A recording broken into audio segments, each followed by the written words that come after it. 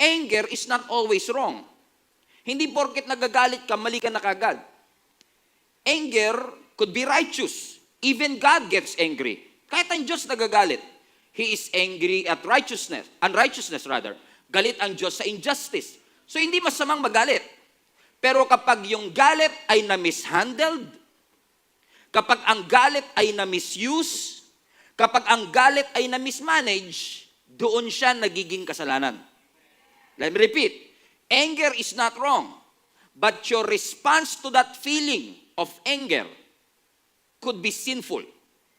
Hindi siya mali, pero yung response mo dun sa galit na naramdaman mo, pwede siyang maging mali at maging kasalanan. Paano nagiging bitterness ang galit? Ang galit, nagiging puot, ang anger, nagiging bitterness, kapag hindi ka nagpatawad at pinatagal mo yung galit na naramdaman mo. Because by definition, ang bitterness is prolonged anger. Pag yung galit pinahaba, hindi pinatawad, hindi na i-process, amen, galit ako sa iyo for 10 years. Yung anger na yan could be bitterness already. Because yung anger kapag pinatagal, nagiging bitterness. Let me say this to you. If you refuse to forgive, hindi ko siya papatawarin. Hindi ko tanggap ang kanyang ginawa. Niloko niya ako. Pinagsamantalaan niya ang aking nararamdaman. If you refuse to forgive, the anger will grow, the pain will grow. Titindi ang galit, titindi ang sakit.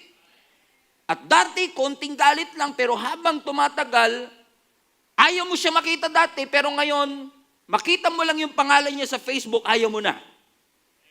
Marinig mo pa lang yung yabag ng kanyang paa, galit ka na. Makita mo lang yung anino niya, nagiging halimaw ka na, praise the Lord. Amen. Bakit? Usually, bitterness is a result of not forgiving someone. Kaya tayo nagiging bitter, kaya tayo nagiging ampalaya, kaya tayo nagiging mapait is because we refuse to forgive those people who have offended us.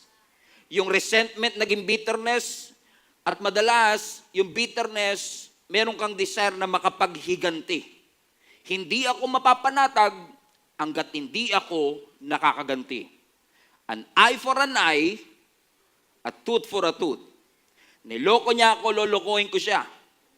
Ginalit niya ako, gagalitin ko rin siya. Now listen to me. According to the scripture, sabi ng Biblia, bitterness is a poison.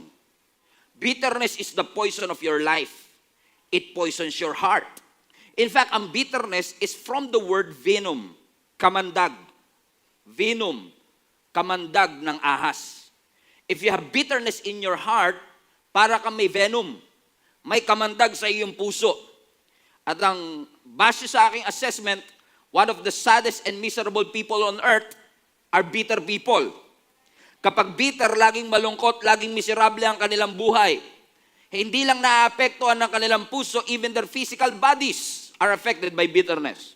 Ang sabi mismo ng science, mga kapatid, ang bitterness could be a seed, ugat ng maraming sakit sa ating katawan. It could be a seed of mental and emotional instability. Yung parang ang buhay mo parang brewed coffee. Ang pait. Kaya nga sabi ng Hebrews chapter 12 verse 15, yung text na binasa natin, look after each other so that none of you fails to receive the grace of God. Everybody read this with me. Watch out that no poisonous root of bitterness grows up to trouble you. Ano ang sinasabi ng scripture? Ang bitterness, lason. So bantayan mo na merong poisonous root of bitterness na tumutubo sa iyong puso. Because bitterness will poison your heart. It chokes your peace. It chokes your joy. Kaya posibleng wala kang peace of mind, peace of heart, wala kang joy from within, is because of the bitterness that is growing from the inside. Bitterness destroys relationship. Nakakasira ito ng pag-aasawa. Better half, naging bitter half. Corny. Okay? Okay? Why? Because bitterness destroys relationship. Ang sabi nila, bitterness is the cancer of the soul. Ito ay cancer ng ating kaluluwa. Ang bitterness, mga kapatid, is an emotional suicide. Delikadong attitude ang pagiging bitter. Sabihin nyo nga po sa katabi nyo, delikadong attitude ang pagiging bitter. Hindi maganda na lagi tayong matampuhin. Walang umi-amen ah. Hindi okay na lagi tayong matampuhin. Let me repeat again. Hindi tama na lagi tayong matampuhin kasi ang tampo pwedeng lumumpo sa iyong pagtawag. Kaya hindi ka maging epektibo at hindi mo malakaran ang purpose ng Panginoon because you allowed the tampo to grow, naging galit, you allow it, naging resentment, you allow it to grow, naging bitterness. Now, yung nagsimula sa tampo, ngayon laso na sa iyong puso. Kung nasan siya, wala ka doon. 20 square meter lang yung bahay nyo. Pero kung nasan siya, wala ka doon. Pag nasa rep siya, wala ka doon. Naalala ko kami ni Jenny, pag may tampuhan kami, pag nandun siya sa may kusina, wala ako doon. Nasa sala ako. Amen? Bakit? Kasi yun ang ginagawa sa atin ng galit, di ba? Ayaw mong makasalubong yung taong may sama ka ng loob. O yung mga may utang lang kayo, yung ayaw nyo makasalubong, okay? Kasama na rin yun, okay? Pag may utang ka, ayaw mo talaga makasalubong yun. Amen? Right? Okay? Kung nasan siya, wala ka doon. Pag may birthday party, invited ba ako? Oo, invited ba siya? Kasi kapag invited siya, kahit pwede ka, hindi ka magiging pwede. It destroys relationship. It poisons your heart. It is eating away the vitality of your spiritual life. And bitterness is a sign that something is wrong from the inside. Unfortunately, millions of people are infected with bitterness. Pwedeng resulta ng rejection, binasted ka.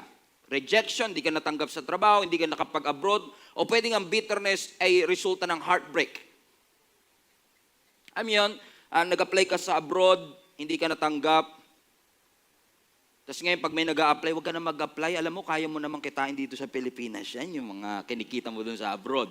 And then you started to become bitter na dating pangarap mo. But because of rejection, amen, binasted niya ako, kala mo, ganda-ganda naman niya. Dami pang babae, there's a lot of fish in the ocean. You see? Rejection. Di ba? Napansin niyo yung rejection? Amen? It can cause bitterness in your heart or heartbreak could cause bitterness in your heart. Yung mga lalaki na yan, pare-pareho lang yan. Guys, hindi lahat, okay? Hindi lahat. Hindi lahat, okay? Yung katabi mo, ewan ko lang, okay? Amen. Sabi mo sa katabi mo, hindi lahat ganun. Or pwede rin kaya ka bitter because of the painful situation. Alam niyo, nakakatakot, minsan bitter tayo sa Diyos. Because of the painful situations that we face. Lord, bakit ko sino yung mayayaman, sila pa yung lalong yumayaman? Lagi ako naglilingkod, lagi ako nagsisimba. You are not fair. You are not just. Why? Because that painful situation is now leading you to have a bitter heart. Katulad ni Job. Alam niyo ba si Job? Even Job, because of what he went through, had the bitterness of his soul. Job 7:11. Basahin natin yung 7:11.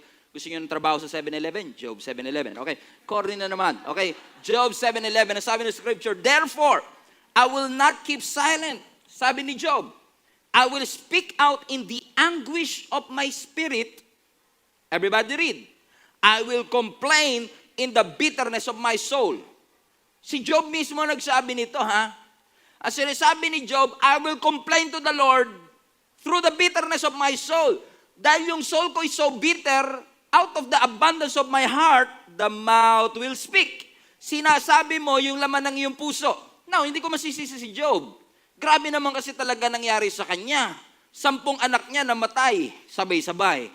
Yung lahat ng kanyang wealth na ubos, sabay-sabay. Now, you have to understand, si Job ang wealthiest man in the region. Number 1 sa Forbes magazine. And yet all of a sudden, in one day, every property gone. In 1 week, namatay yung kanyang anak, nawalan siya ng ari-arian, nagkaroon pa siya ng incurable disease, cancer at that time, leper, ketong, skin disease. Kung ako tatanungin mo, parang justified naman. Kahit naman siguro ako, mawalan ako ng 10 anak, mawalan ako ng ari-arian, magkaroon pa ako ng hindi lang sakit, kundi sakit na walang makapagpagaling. So death penalty na to. Pwede ko na itong ikamatay, death sentence na ito. Pwede mo talagang tanungin na, Lord, why? And if you know your Bible, ang sabi ng Job chapter 1 verse 1, si Job is a righteous man. Kung sino pa yung righteous, yung pa yung dumaan sa pagsubok. Alam mo yung, sabi ng Bible, ipag-pray mo ang kaaway mo. Pinag-pray mo naman. Pero mapahamak. Lord, pinag-pray ko, mapahamak siya. Matalisod, masagasaan, mabagok ang ulo, yung mga ganyan, Lord. Savage, di ba?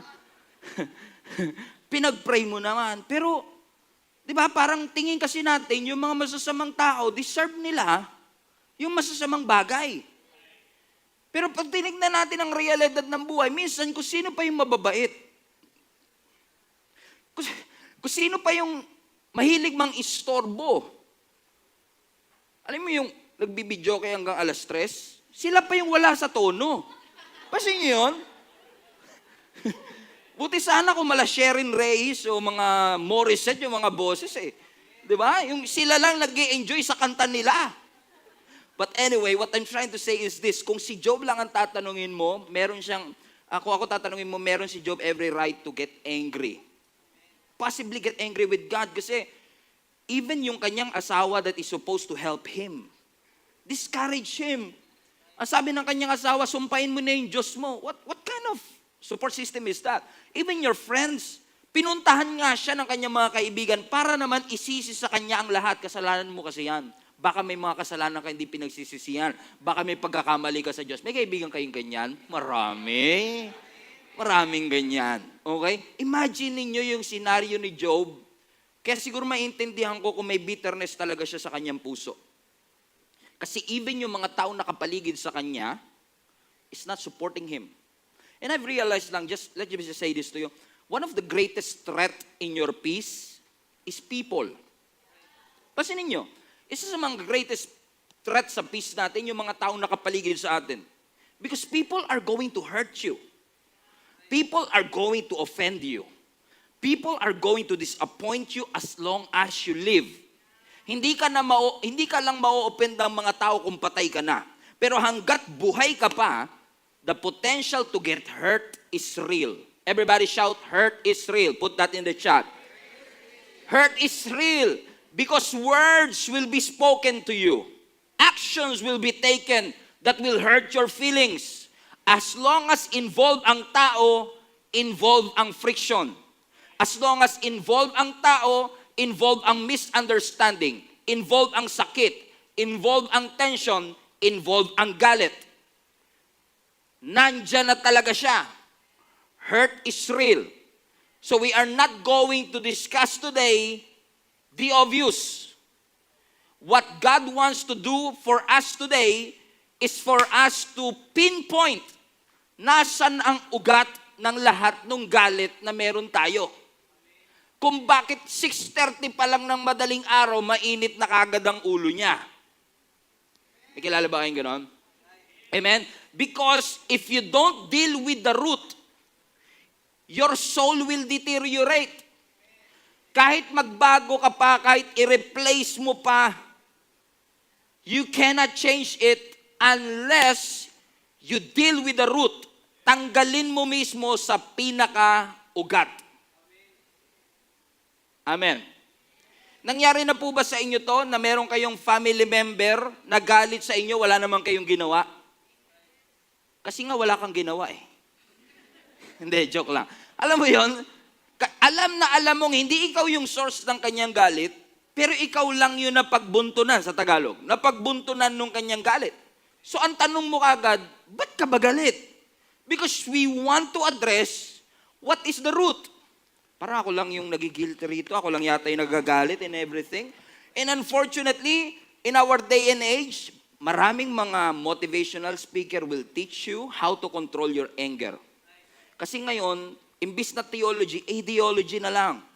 Ito yung gawin mo, ito yung gawin mo, ito yung nakasana, ito yung gawin mo, 7 steps to control your anger without even referencing the Word of God. Ang solution for bitterness is not ideology, theology.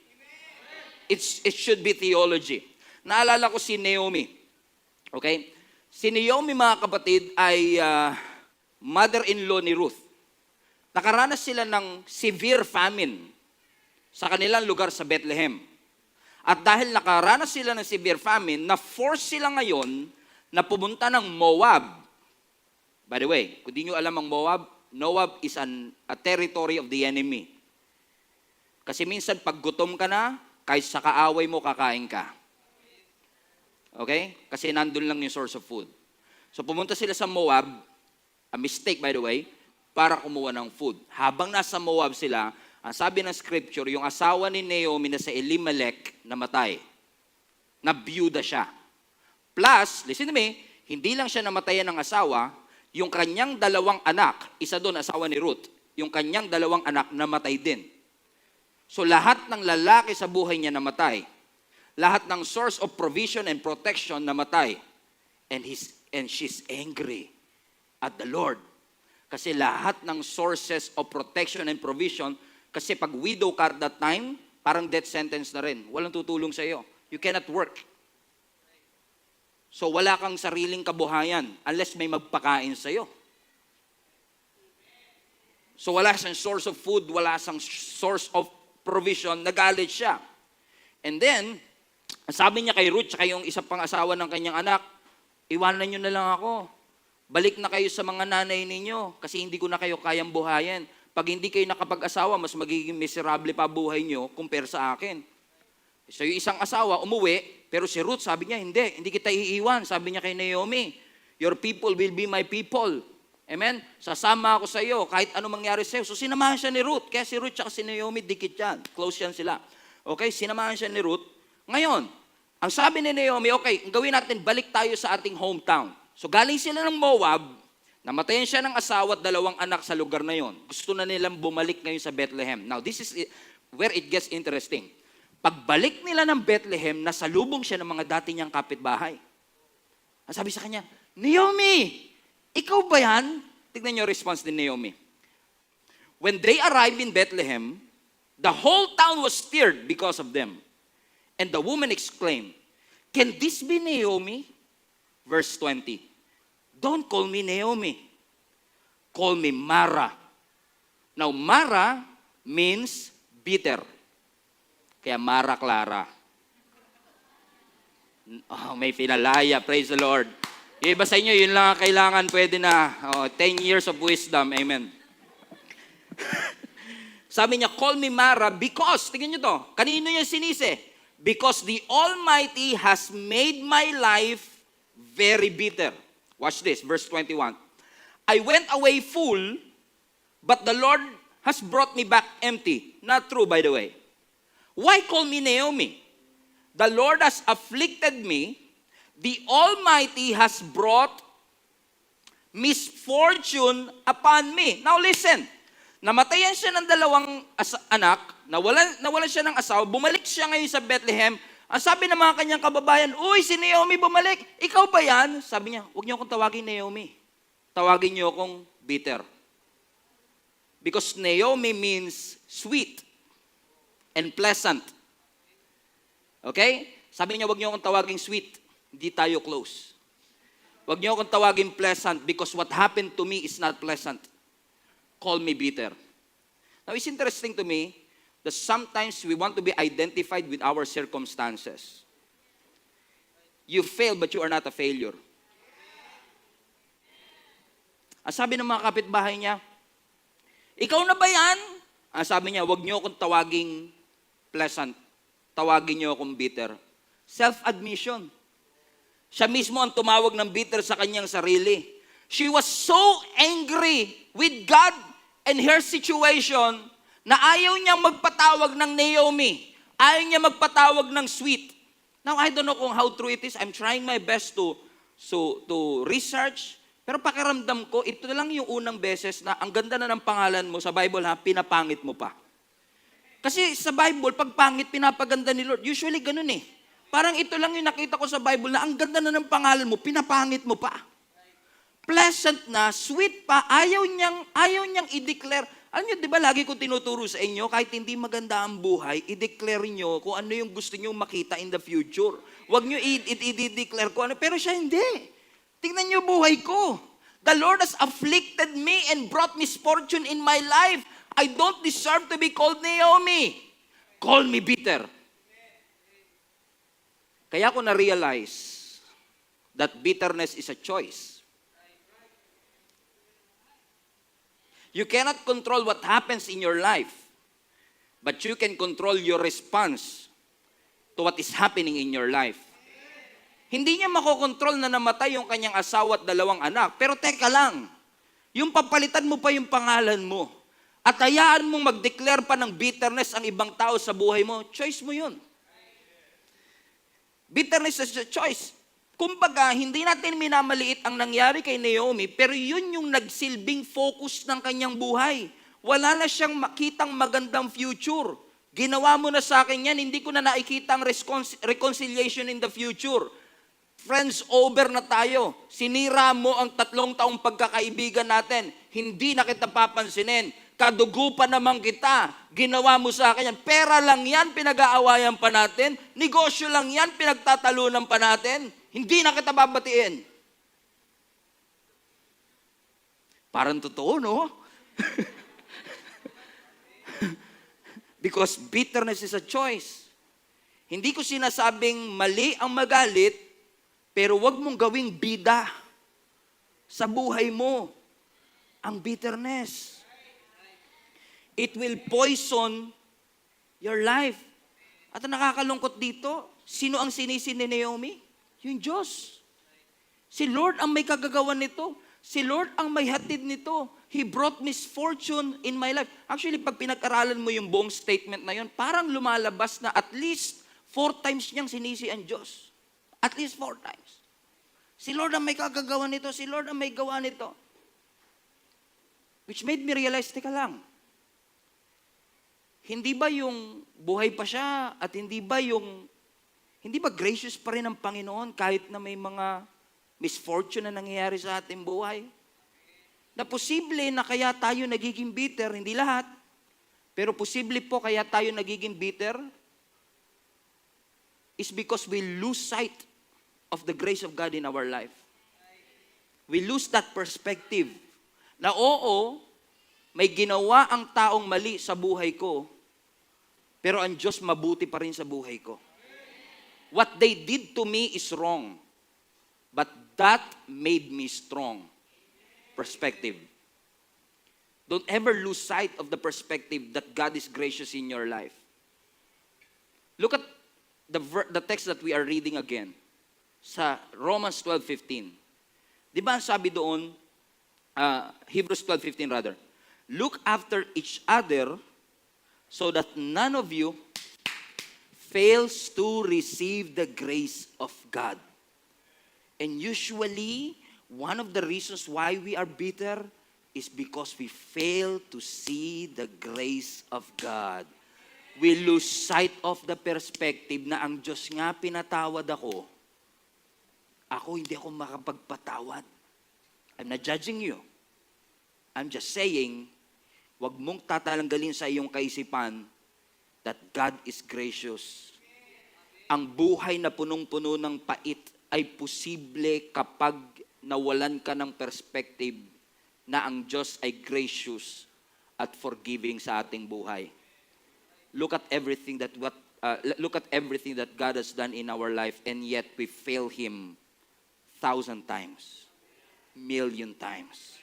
But 1,000 times we fail, still God's mercy remains. Nanatili pa rin ang ating Panginoon. Huwag niyong tatanggalin yung perspective na ito, kapatid. Mabuti pa rin ang Panginoon. Amen? Amen. Nasira na yung vertical. horizontal relationship, sisirain mo pa ba yung vertical? Don't lose sight of God's perspective. Posible rin kasi na kaya hindi tayo makapag-forgive horizontal is because we fail to receive the grace of God in our life. Tingnan nyo, sabi mismo ng ating Panginoong Yesus, bago ka manalangin, bago ka lumapit sa akin, kung may naalala kang sama ng loob sa iyong puso, tanggalin mo muna. Di ba? Magpatawad ka muna. Mark 11:25. Watch this. Everybody read. But when you are praying, first, forgive anyone you are holding a grudge against, so that your Father in heaven will forgive your sins too. Hindi naman ako nagsabi niya, di ba? Binasa lang natin. Pero ano sinasabi ng Panginoon?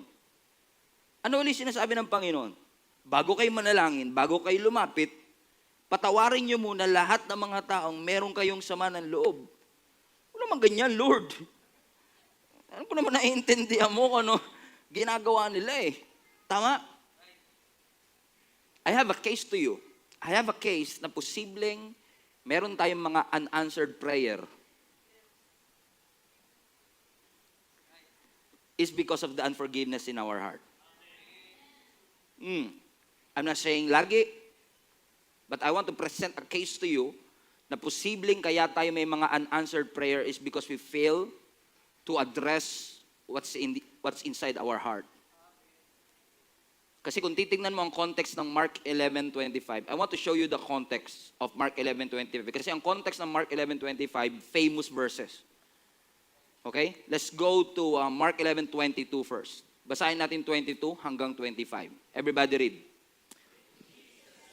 Then Jesus said to the disciples, have faith in God. 23. I tell you the truth. You can say to this mountain, may you be lifted up and thrown into the sea, and it will happen. Pause. Alam niyo itong verse na to? Yes. Nasabi ng Panginoon, because of your faith, pwede mong utusan ang bundok na maurong. Amen? Ganun ka makapangyarihan ng prayer natin. Next. But you must really believe it will happen and have no doubt in your heart. Verse 24. I tell you, you can pray for anything, and if you believe that you received it, it will be yours. Ooh, sarap! 25. But, yun, patay tayo dyan. Patay tayo dyan. Amen? Ang ganda na ng verse 24 eh. Pinasok pa yung 25 eh. Amen? Kaya minsan tayo, di ba, parang selective tayo sa verses. Pero ano sabi ng scripture? Gusto niyo ba na ang inyong mga panalangin ay diniringgin? Yes. Ang sabi ng scripture, kapag naniwala kang it will happen at tinanggap mo, by God's grace matatanggap mo. Pero, kapag nanalangin ka at may naalala kang sama ng loob, bitawan mo muna. Patay tayo dyan. Ano sinasabi ng ating Panginoong Yesus? Gusto ng Lord, i-confront mo yung laman ng puso mo. Hindi po pwedeng ilihim mo yan. Lumaharap ka na sa Panginoon, nakalihim pa eh. If you cannot confront it, you cannot heal it. God cannot heal it. Kailangan i-expose, kailangan i-confront. Yun ang sinasabi lang naman ng ating Panginoong Yesus. You are asking me for something, pero yung puso mo, gusto kong pagalingin eh. Gusto kitang palayain. Gusto kong i-address kung ano man yung meron sa iyong puso ngayon. Nakikita ko lahat ng laman ng puso mo, huwag ka mag-pretend. If you pretend, it will not end. Be real. Maging totoo ka sa ating Panginoon. Haharap ka sa akin, tatakpan mo ng band-aid. Sabi ng Lord, hindi na kaya ng band-aid yan. Kailangan na dyan, surgeon, operahan na yan. Tumindi na eh. Madalas nakakalungkot, tinatakpan natin yung band-aid, yung dapat pinapa-opera natin sa surgeon. Trying to hide what we feel. Pero alam ng Diyos eh. Alam kasi ng Panginoon na oo, posibleng makuha mo ang lahat ng sagot sa iyong panalangin, pero kung hindi ka malaya, you will not enjoy the blessings that you receive. Kung hindi ka malaya, hindi mo ma-maximize everything that God has prepared for you. In fact, if you stay in that bitterness, if you stay in that unforgiveness. By the way, hindi porket nasa bagong relationship ka, hindi ka na bitter. Alam mo, minsan maganda nga, china-challenge tayo ng Lord na magpatawad. Kasi dun mo lang marirealize, masakit pa pala. Kung hindi ka papasok sa bagong relationship, hindi mo marirealize, masakit pa pala. Amen? Bakit? Alam ng Panginoon, hindi lang ikaw ang naaapekto ng unforgiveness. Kaya magagalit ha. Sabi rin ng Bible, when you are bitter, you are corrupting those people who are around you. You want proof? You want proof? We just read it a couple of times already. Hebrews 12:15. Look after each other so that none of you fails to receive the grace of God. Watch out that no poisonous root of bitterness grows up to trouble you, corrupting many. Bitter people affect the people around them.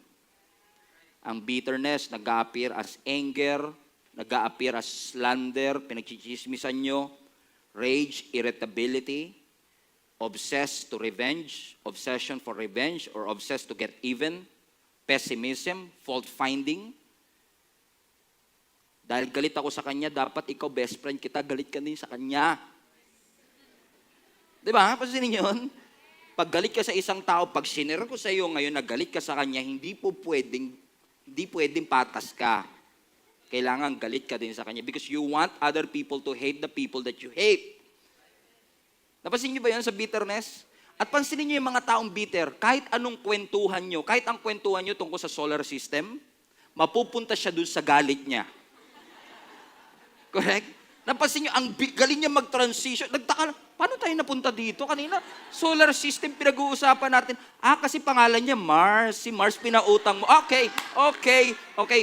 Nakuha mo pa yon? Galing mo. Because you are so hurt. You are so angry. Galit na galit ka talaga. Kaya na-realize ko, mga kapatid, listen to me. Ang bitter, bawal mag-Twitter. Kasi kapag ang bitter nag-Twitter, delikado. Pansin ko lang. Alam niyo, lalo ngayon, mga kapatid, hindi ko nag-iimbento ha. Ang Twitter ngayon is tagged right now as a platform of hate and rage. Unfortunately. Kaya yung mga bitter, huwag niyong paghahawakin ng social media. Kasi ang bitter, pagka nag-post sa social media, hindi lang yung post niya, binabantayan niya. Lahat ng mga nag-like, titignan niya lahat yun. Oy, agree sa akin yung kapitbahay ko, friends kami nito. Ay, yakap lang, galit tayo. Ay, pinusuan, best friend kita. Because you want the people that you hate will hate others as well. Let me just rephrase again. Buti na lang, sabi ng Lord, magpatawad tayo. Kasi minsan, pag hindi ka challenge ng Lord to forgive, hindi mo marirealize, masakit pa pala. Dinaan mo kasi sa pagiging defensive. Kasi ayaw mo i-address. Kaya dapat hindi tayo na masyadong defensive kasi pine-prevent natin yung sarili nating paggaling. God wants to address that. And I believe you are not here by accident. Gusto ng Lord talaga na pagalingin tayo. Pastor, you don't know what you're talking about. You don't know what they did to me. Grabe ang ginawa nila sa akin. I have every right to get angry. Okay, I will give that to you. Hindi ko sinasabing mali yung galit na nararamdaman mo. Mali yung kanilang ginawa. It's just right to feel the pain. It's okay, naramdaman mo talaga yan. May mga tao talagang abusive sa mundo. May mga tao talagang walang sensitivity sa nararamdaman ng ibang tao. Mga unrepentant, inhuman, savage. Mga taong backstabber, insensitive, mapagsamantala. May mga tao talagang kailangan mo layuan. At may mga grupo talaga ng taong kailangan mong layuan. But I pray that today, the Holy Spirit will make you realize that your calling is bigger than your pain. I pray that the Holy Spirit will make you realize that your destiny is bigger than your pain. Huwag kang magpakulong dun sa galit na iyong nararamdaman. Forgive for your own sake. Huwag na lang para sa kanila. Para na lang sa'yo. Para ikaw ay lumaya. In fact, ang si Lord nga matindi. Sabi nga ng Lord sa atin through Apostle Paul, di ba? Huwag ka lang basta magpatawad bago pa sila magkasala. Meron ka ng may allowances ka na. Di ba? Sabi ni Apostle Paul sa Colossians 3:12, make allowance for each other's fault. Kasi bawat tao magkakamali. Bawat tao, they will fail you. They will let you down. Amen? Basahin natin Colossians 3, make allowance for each other's faults and forgive anyone who offends you. Remember, the Lord forgave you and you must forgive others. Ano ba ibig sabihin ng make allowance dito in the Greek? Make allowance, kasi tayo, when we forgive, nagpo-forgive ka kapag may ginawa na. Pero yung make allowance dito in the Greek, hindi pa nagkakasala, meron ng nakaantay na kapatawaran. Wow. Grabe si Lord, no? Make allowance, forgive, so that you will not be consumed with bitterness. Naalala ko si Cain and Abel, si Cain at si Abel. Si Cain was so consumed with his anger. Pakiramdam kasi ni Cain may favoritism ang Diyos. Pakiramdam kasi natin hindi tayo mahal ng ibang tao. Pakiramdam natin wala silang malasakit sa atin. Pakiramdam natin ganito. Hindi ko sinasabing hindi totoo. Pero minsan sa totoo lang, parang hindi tayo magkaroon ng kapayapaan sa ating buhay because I need answers. I need explanation. I deserve an explanation. Parang Papa P yan eh. I don't understand, Lord, yung mga nangyayari sa aking buhay. Bakit ako niloko ng asawa ko? Bakit ako binitray ng mga kaibigan ko? Ako yung hindi nagsisigarilyo, ako pa yung may lung cancer. 15 years na ako sa kumpanya, ako pa yung tinanggal. Yung katabi ko, nagpe-Facebook lang. Na-promote pa. Anong nangyayari dito? Yung upuan ko, monoblock, yung sa kanya, office chair. Hindi ko matanggap ito. Hindi ko ito maunawaan. And sometimes we are having these challenges to forgive because we are trying to find answers to the Lord. Lord, why? Pero minsan na-realize ko, minsan kahit na walang sagot at hindi natin maunawaan, siguro kaya din sinasabing forgiveness is a decision. Because sometimes you don't feel like forgiving and you will forgive anyway. Anong basis ng forgiveness mo? Dahil ba nagpatawad siya? Dahil ba lumuhod siya? Dahil ba nakiusap siya? O ang basis ng pagpapatawad mo, kasi ang Diyos pinatawad ako. So dahil pinatawad ako ng Diyos, kahit hindi ka lumuhod, kahit hindi ka mag-sorry, kahit hindi ka mag-apologize, it's okay. It's okay. Ang bitterness, ang inahabol niyan, retaliation. Gaganti ako. Pero ang forgiveness, ang inahabol niya, reconciliation. So learn to forgive. Decide to forgive. Naalala niyo si Joseph? By his own brothers, sarili niyang kapatid, pinagtangkaan siyang patayin. Gustong wasakin ni Satan ang destiny ng ni Joseph sa pamamagitan ng mga wrongdoings na ginawa ng kanyang mga kapatid. And yet, after everything that happened to Joseph, Genesis, nung nakita niya uli yung kanyang mga kapatid, at that point, hindi pa sila nag-a-apologize, hindi sila humingi ng tawad, hindi sila lumuhod, ni hindi nga nila na-recognize yung sarili nilang kapatid na pinatay nila o pinagtangkaan nilang patayin. And yet, sa kabila ng lahat, pinakain sila ni Joseph. Pinatira sila ni Joseph, inako sila ni Joseph, pinatawad sila ni Joseph. Kasi ang sabi ni Joseph, I know you meant it to harm me. But God used it to fulfill the purpose of God in my life. In essence, what you did to me is wrong, but it made me strong. God used what I have been through to make me strong right now. Ephesians 4. Alisin ninyo ang lahat ng sama ng loob. Lahat ng galit, lahat ng puot, lahat ng sigawan, panlalait at lahat ng uri ng masamang hangarin. Maging mabait kayo sa isa't isa. Mahabagin, nagpapatawaran sa isa't isa kung paanong pinatawad kayo ng ating Panginoon. I know forgiveness is hard, but forgiveness is possible because God forgave us for everything that He has done. As I've said, forgive for your own sake. Huwag mo na munang isipin kung paano ka gaganti. Huwag mo na munang isipin kung paano mo i-wish na may maling mangyari sa kanila. In fact, ang sabi na ng scripture, Romans 12, never avenge yourself. Leave it to the wrath of God.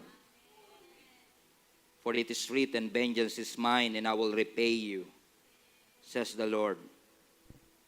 Kapatid, bitterness is keeping you from God's best. Ang daming gustong ibigay pa ng Lord sa iyo. Hindi mo maranasan is because of that hate and anger that you feel. I'm not commanding you right now to forgive. I'm just saying, allow the Holy Spirit to work on your life. I-allow mo yung Holy Spirit. Alam kong matagal mong sinarado ang pintuan mo sa pagpapatawad at sinabi mo, mamamatay na lang kaming ganito and I will never ever forgive that person. Mapapatawad ko lang siya kapag nakaganti ako. But give yourself a chance today. Just give yourself a chance to open up your heart